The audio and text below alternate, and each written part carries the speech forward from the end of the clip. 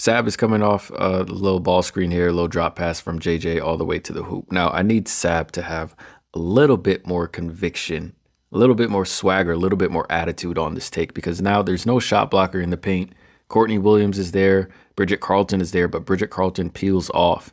Sab has to go up strong with this and just finish the layup. And this is something the Lynx have way more of than the Liberty. It's just conviction. It's just playing like you know you're better than the team you're playing, right? So here comes Sab to the hoop going up against Bridget Carlton, who peels off. Sab air mills the layup. The Minnesota Lynx play a 5-out offense. So every one of their players, every one of their starters has an offensive skill set to go to. Coach Sandy keeps starting Courtney Vandersloot in the starting five in the Liberty when it should be Leonie Fiebig, because here's the problem with Vandersloot.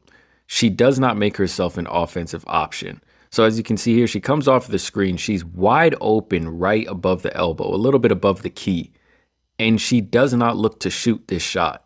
So I'm not sure how it makes sense when you're going up against a 5-out offense, but one of your players on your own lineup doesn't make herself an offensive threat. So you're basically going 4v5. So she's wide open right here, doesn't shoot this, tries to feed Stewie, and it leads to a turnover. Sabrina here receives a little handoff from Brianna Stewart and is now 1v1 with Nafisa Collier. Now, if you're going to attack the big, Sabrina has to veer into Nafisa Collier here. Use your body weight. Sabrina isn't small. She's 5'11", 6 foot. Use your body weight to veer into the shot blocker, get her going away from the hoop so you can go up with the layup. Instead, Sab dribbles, picks up the ball in the paint, easy block for Fee. Now, we've talked about this before in some of my other videos covering Sabrina, but again, this is Sabrina's IQ running the offensive pick and roll, okay? So the goal of this pick and roll should be to run this to the middle of the court. Either way, the spacing is going to be bad here because Courtney Vandersloot is still on the floor. Now, we should be flipping this pick and roll so that we're running it to the middle of the floor, force Nafisa Collier to make a decision. Does she help or does she stay home on Brianna Stewart? And we might have an option towards the hoop. Instead, we're running this to the left side of the floor. Red flag if we're running to the left side of the floor if we do not clear out the player in the corner. So Benaja is standing in the corner right now. She needs to be cleared to the other side if we're going to run this pick and roll left. We run this pick and roll left. We come off of the screen. Good screen set by JJ.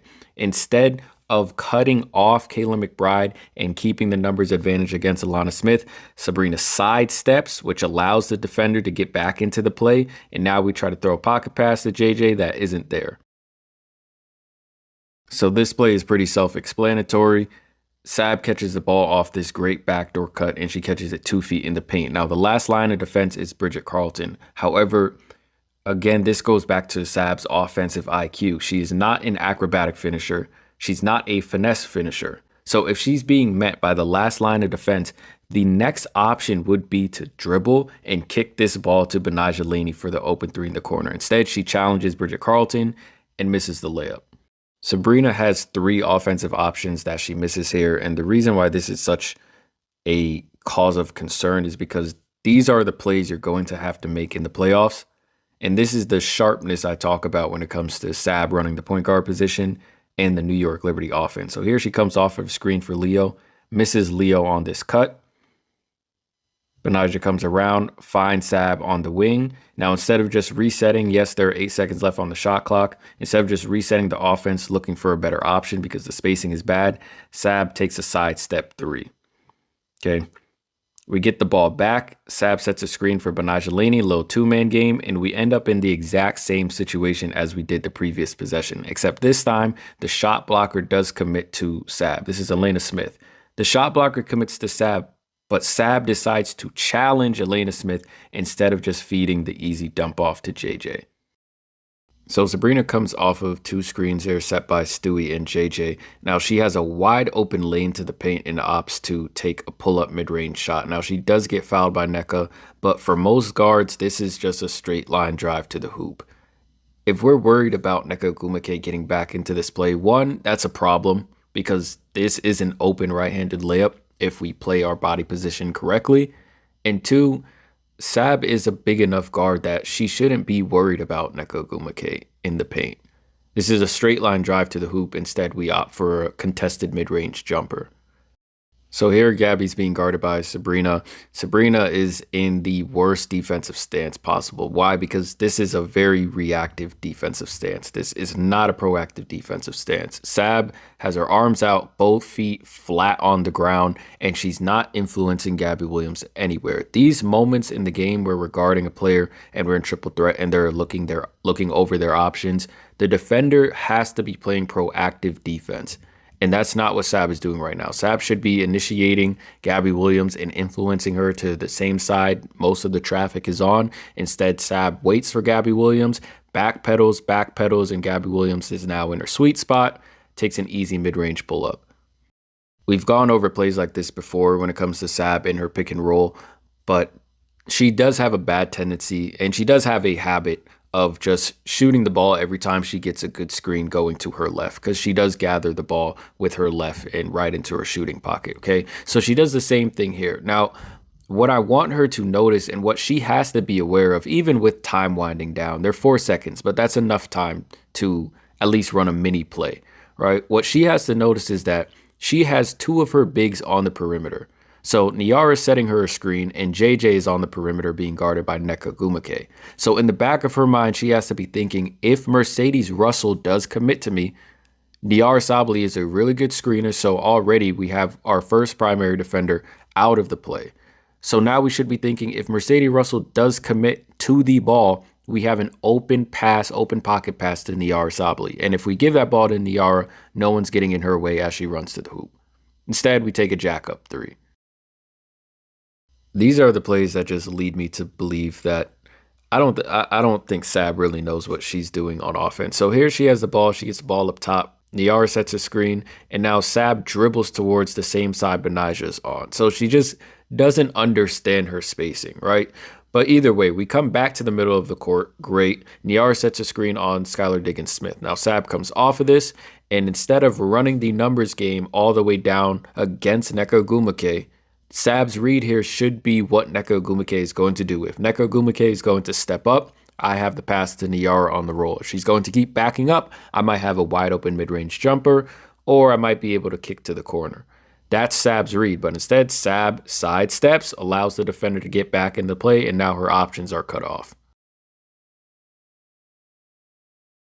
A lot of our mistakes, our defensive mistakes on the Liberty are really elementary things. They're really fundamental things that we truly don't understand, that some of our players truly don't understand. So watch Sabrina here. She's on the weak side help defense. Benaja Laney is guarding Skylar Diggins-Smith on the ball. Now, Benaja forces Skylar Diggins to more traffic. Perfect. Sab is still in weak side help, even though the ball is being dribbled to her side. Now, what Sab is supposed to do here is, as the ball gets closer, she's supposed to go back to her matchup because her matchup is about to be one pass away. Instead, Sab steps closer to Skylar Diggins-Smith to the paint, allowing this free kick-out pass to Gabby Williams for an open three. That's just defensive fundamentals. If you don't know you're supposed to return back to your matchup as the ball is being dribbled to your side, then we're in a whole heap of trouble. So here's Sab at the top of the perimeter with the ball. Brianna Stewart sets a nice little brush screen for her, and now she's bodying up with Skylar Diggins-Smith. Now, this is good. I always preach for Sab to keep dribbling, keep her dribble alive. She keeps pressure on the defense when she does that. So she bodies up on Skylar Diggins-Smith. Perfect. JJ has a Gortat screen seal in the paint, so now the rim run is open. Even though I just praised her for keeping her dribble alive, she picks up the ball from the free throw line trying to make this layup. Somebody has to tell Sab that there is no dribble limit counter for her. There's no dribble shot clock for her. If she keeps her dribble alive, Skylar Diggins is now out of the play. She bodied her out of the play already. She has an open left-hand layup to the hoop, but instead she picks up the ball from the free throw line and now makes this layup attempt even harder for herself. So here's Sab one-on-one on the break against Ezi Magbagor. Now, a lot of people might just give Ezi the credit right here for the block, but this is Sab at this point. She can't be bad at every other aspect except free throw shooting and three-pointers, right? Some part of her game has to be developed, and really, whoever is her trainer at this point, I don't know if they should still have a job, because if this is the best way Sab can attack a big, that's a problem. And a lot of people might overlook this and might give Ezzy just a regular block and be like, okay, well, you got the ball back. But this is also an opportunity to get a bucket. It's an opportunity to maybe get a foul on a big. And if we don't have a couple of moves in our finishing bag, and this is what we have 4 or 5 years into our WNBA career, that's a problem.